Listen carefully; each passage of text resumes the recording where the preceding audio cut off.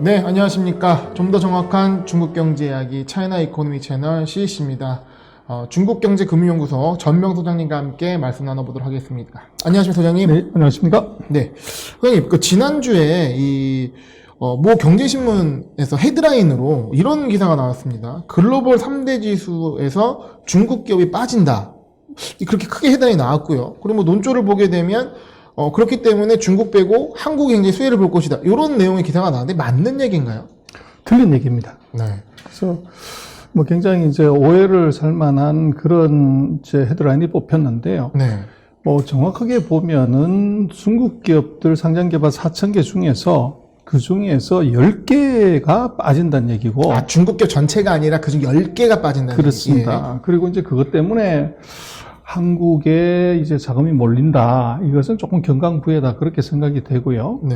그래서 이제 이 이유가 뭐냐 그러면 지금 S&P 다우 존스 지수가 이걸 뺀 이유는 트럼프 대통령이 이제 그 중국 기업들에 대한 제재 수단 중에 하나로 네. 미 국방부가 디펜스 리스트라는 걸 만들게 됩니다. 네. 그래서 이것을 이제 6월 달에 31개 기업을 제재 리스트에 올렸고 네. 이번 12월 달에 이제 SMIC를 포함한 4개 회사를 포함해 35개 회사를 제재 리스트에 올렸습니다. 그 디펜스 리스트면 저희가 지난 영상에도 했던 국방부에서 나왔던 리스트. 그렇습니다. 말씀이시죠? 네. 그래서 이제 그렇게 되면 이것은 이제 뭐 국방부가 제재할 수 있는 수단은 그리로 자금이 흘러 들어가는 것을 막는.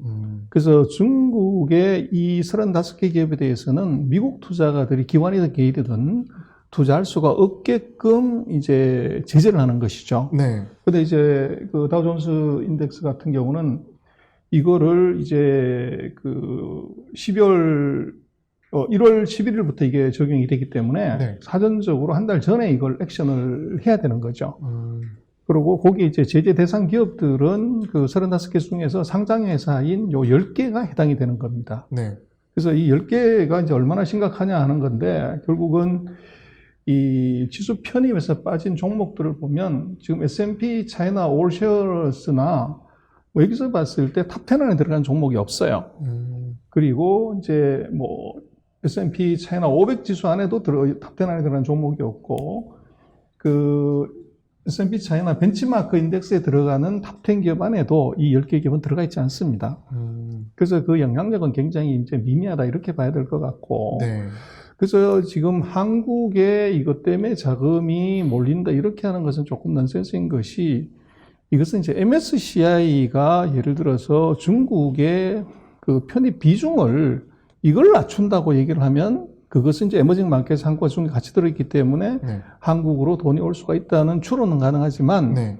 지금 이것은 지수 인덱스에 편입되는 종목을 리밸런싱 하는 것이지 네. 이 편입 비중을 낮춘다거나 이건 전혀 아니라는 겁니다. 그러니까 요즘 사람들이 관심이 많은 MSCI 지수의 비중이 아니라 그렇습니다. 그 안에 있는 인덱스의 종목을 빼겠다. 그렇죠. 그럼 비중이 유지된다 그러면 그 중국 종목으로 바뀌는 게 아닌가요? 그렇습니다. 예. 그래서 리밸런싱 하면서 이제 다른 중국 종목이 거기에 들어가게 되겠죠. 네. 그래서 이제 중국 같은 경우는 그 지금 인덱스를 놓고 보면 이게 경기가 그렇게 좋다는데 왜 주가가 안 올라가냐. 이제 이런 의문을 갖게 되는데 거기 답은 뭐냐 그러면 이게 바로 그 유무상증자를 통한 그 EPS 다일루션 그 다음에 이제 오버행 이슈가 있는 거죠. 그래서 지금 이건 조금 좀 설명 좀 해주시면 좋을 것 같아요. EPS 희석이랑 오버행 이슈는 어떻게 그렇습니다. 예. 그래서 지금 아마 차트를 잠깐 한번 보시면 네. 빨간 색깔이 중국 상해 지수고요. 네. 파란 색깔이 이제 시가총액입니다. 보면 빨간 색깔은 5,900에서 이게 계속 떨어져서 지금 3,300 수준으로 이게 떨어져 있죠. 네. 그래서 지수는 계속 빠졌는데 네. 시가총액을 보면 이게 2008년에 32조 7천억에서 이게 2015년에 62조로 이제 피크를 쳤다가 다시 빠졌다가 지금 최근에는 72조 수준으로 올라와 있습니다. 그래서 시총이 계속 늘었다는 거죠. 그래서 이제 그 비밀은 뭐냐 그러면 바로 이건데 네. 이번에는 파란 색깔이 지수고 빨간 색깔이 이게 연도별로 증자를 한 금액입니다. 네. 그렇게 놓고 보면 지금 2015년에 주가 피크 이후에 16년, 17년, 18년 19년에 주가가 별로 좋지 않음에도 불구하고 네. 자금 조달은 사상 최고치로 많이 했습니다. 음. 그러다가 보니까 네. 이것이 이제 그 주식 숫자가 늘어나기 때문에 기업 이익, 주당 이익은 떨어지게 되죠. 네. 그게 이제 EPS 희석화 현상이 나타나게 되는 거죠. 유상증자가 계속 있었다는 말씀이시죠? 그렇죠. 예. 그리고 유상증자가 있으면 언젠가는 그 물량이 이게 상장이 되고 나면 매물로 나오게 되죠. 네. 그리고 대주 지분이나 뭐 기관 지분을 락업을 걸더라도 그것이 6개월, 1년 뒤에 다 풀려서 시장에 나오게 되면 네.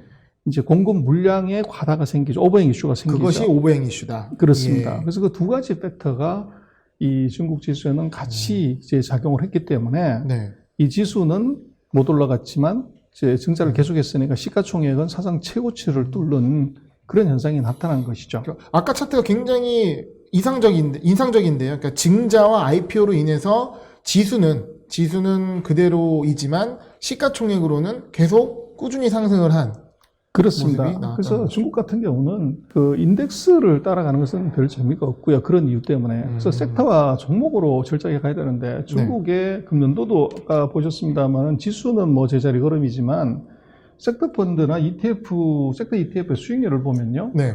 특이한 것이 이게 번지오라는 게 이게 그 술인데 백주인데요. 네. 이게 제일 많이 올라간 건 최근 1년 사이에 101%가 올라갔고요. 네. 한 상위 15개 정도를 보더라도 한 70% 정도 수익률이 나고 있습니다. 상위만 보면 70에서 100%. 그렇습니다. 그래서 수익이. 그 업종을 보면 이제 백주라든지 음식료라든지 전기차라든지 네. 이제 이런 그 어떻게 보면 중국의 신성장 산업 또는 이제 소비 산업 여기 관련되는 것들이 이제 세게 올라갔다는 거죠. 아, 그러면 우리가 중국을 투자한다고 했을 때 어떤 인덱스에 투자하는 뭐 일종의 펀드보다는 종목이 더 좋고 최소한 섹터 ETF로 들어가는 것이 유리하다는 말씀이시죠? 그게 답이죠. 네. 그게 답이고 그 대신 이제 섹터나 종목을 잘 골라야 되는 것이고. 네, 맞습니다. 그래서 그냥 들어가면 이제 나무에 당하게 되는데 네. 그래서 중국 같은 경우는 철저하게 정책이 우선되는 뭐 나라기 때문에 이 정책이 지정하는 인더스트리가 그게 바로 성장산업이고 유망산업입니다. 네. 그리고 이제 뭐 한국에서 아까 말씀하셨습니다만은 그 한국으로 돈이 들어오냐 네. 이 얘기는 지금 우리가 11월 달에 지금 55억 달러가 들어와서 우리가 흥분을 했었지만 지금 금년 연초부터 예를 들어서 10월 달까지 누적으로 보면 우리는 이게 마이너스죠. 그 순유출이 생겼고 네. 그리고 이제 뭐 한국 ETF에 대해서도 이제 우리는 돈이 지금 들어왔는데 중국 ETF는 인덱스 ETF는 이게 돈이 하나도 안 들어왔다, 빵이다 이렇게 얘기를 하는데 이게 바로 넌센스라는 거. 아까 말씀드린 것처럼 네. 지수가 계속 이렇게 빠지는데 지수를 추정하는 인덱스는 당연히 돈이 안 들어가죠. 그리고 대신 이제 섹터들의 경우는 아까 보셨습니다만 70% 100% 수익을 하기 때문에 그쪽으로 돈이 몰렸다는 거죠. 그럼 오히려 섹터 ETF에 돈이 들어가면 해당 섹터에 있는 기업들의 주가도 상승할 수 있는 엄청나게 효과가 올라간 거죠. 저보다도 예. 더.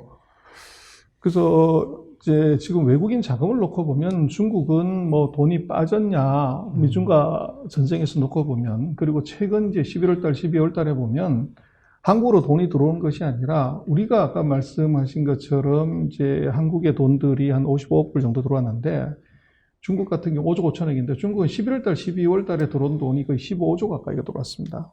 그리고 연간으로 보면 우리는 뭐 다 마이너스지만 중국은 금년 연간으로 한 30조 3천억 정도 외국인 돈이 들어왔습니다. 순유입이네요. 그렇습니다. 네. 그래서 금년 들어서도 놓고 보면 뭐 3월 달에 코로나19가 극성을 부렸고 미중이 치열하게 싸웠던 8, 9월을 빼고 네.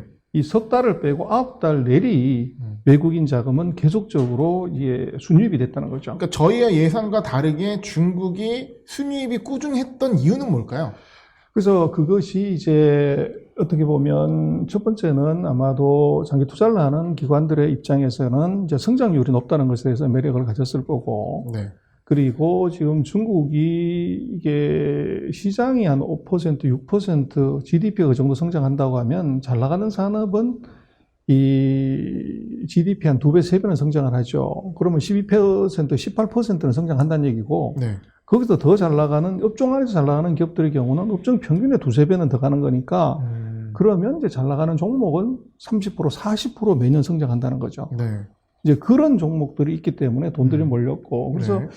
2015년 이후로 중국의 지금 외국인 자금들을 보면 2020년까지 이게 빠진 적이 한 번도 없습니다. 네. 계속적으로 늘어났고, 지금 2014년 후션강통이 개통되고 나서 2020년까지 최근 6년 동안에 중국 시장에 들어온 돈은 그 199조 원, 200조 가까이 들어왔습니다. 순주입이 됐다는 거죠. 그래서 근데 이것도 어떻게 보면 중국이 약간 통제를 해도 저만큼인 거잖아요. 그렇죠. 예. 그래서 지금 이제 작년 6월 이후로 놓고 보면 월간으로 봤을 때 딱 3개월, 그러니까 코로나 극성 부렸던 3월 달하고 미중이 치열하게 전쟁했던 8, 9월 요 3달을 빼놓고서는 최근 1년 반 동안 그 외국인 자금은 계속 중국에 들어왔다는 거죠. 네.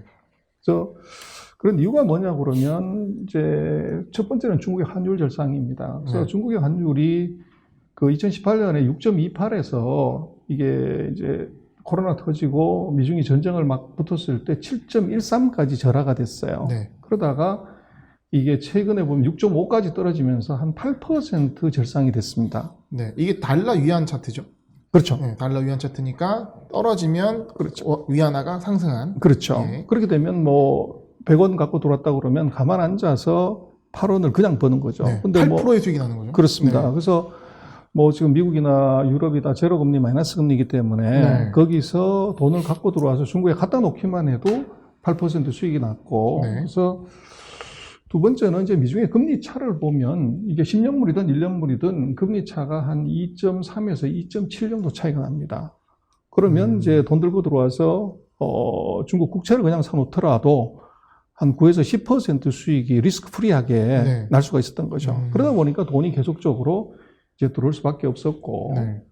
그리고 중국 같은 경우도 놓고 보면 지금 뭐 금융상품이 거의 발전하지 않았기 때문에 우리처럼 부동산 아니면 이제 주식이나 이쪽으로 들어오는데 중국 정부가 지금 최근 한 2, 3년 동안에 부동산을 완전히 때려잡았습니다. 부동산을 돈을 못 가게 한 거죠. 네. 그러다 보니까 이제 이 금융시장으로 돈이 몰릴 수밖에 없는 그런 현상이 나타났고, 그래서 지금 그 한국 언론에서 얘기하고 있는 그 세계 3대 지수에서 중국 기업을 뺀다 하는 것은 그것은 어떻게 보면 너무 과한 표현이다. 네. 그래서 그 중에 4,000개 종목 중에서 10개 종목이 인덱스에서 빠진다는 얘기고, 네. MSCI 비중에서 중국 비중을 줄이고 한국을 높이는 것이 아닌다면은 네. 돈들이 한국에 올 가능성이 대단히 낮다. 오히려 중국으로 저희의 걱정은 중국 비중이 높아지는 게 더 걱정 아니겠습니까? 그렇습니다. 최근에 그 MSCI 아시아 헤드쿼터의 이 책임자가 중국의 언론하고 인터뷰한 걸 보면 네. 2021년에 중국 자본시장 개방은 더 확대될 것이기 때문에 중국 정부와 협의를 해서 MSCI 지수에서 그 에머징 마켓 인덱스에서 중국의 비중을 더 높이는 작업을 빠른 시간 내에 하겠다. 그런 얘기도 했었죠. 그래서 그렇게 되면 오히려 사실은 한국의 지금 그 비중을 갖고 있는 외국인들은 만약에 중국의 비중이 높아진다고 하면 자동으로 그 머스트에 관한 규정이 있기 때문에 이것은 글로벌 인베스터들 같은 경우는 한국 비중을 줄이고 중국을 늘리는 네. 그런 불상사가 생길 수도 있습니다. 소장님, 그러면 지금 중국의 수입이 계속 되면서 외국인들 입장에서는 주가에서 먹고 환율에서 먹고 금리에서 먹었단 말입니다. 그러면 이런 흐름이 앞으로 좀 지속될까요? 그래서 내년 같은 경우는 아마도 이제 그럴 가능성이 더 커 보입니다. 그래서 지금 네. 환율 같은 경우는 뭐 미국이 아직도 경기 부양책을 제대로 쓰지 못하고 있기 때문에 네. 아마도 내년 1, 4분기 정도 돼야 경기 부양책을 써서 또 대규모 돈을 푼다고 하면 당연히 달러 약세, 위안화 강세는 뭐 이어질 수밖에 없고, 네. 또 아까 보셨습니다만은 그 중국의 경기 회복이 빠르기 때문에 이제 금리는 올라갈 수밖에 없죠. 네. 이제 그렇게 놓고 보면 이제 그리고 중국 정부가 그 외자를 유치하기 위한 자본시장 개방을 더 확대하는 정책으로 하기 때문에 아마도 이런 추세들은 아마 내년 상반기 뭐 이때까지는 그대로 이어질 수 있는 가능성이 대단히 높다. 네. 그렇게 볼 수 있을 것 같습니다. 이런 매크로 흐름이 상당히 지속될 수 있음을 고려해서 투자자분들이나 어떤 시장을 보시는 분들이 잘 활용하시면 좋을 것 같습니다. 네, 소장님 오늘 말씀도 감사합니다. 감사합니다.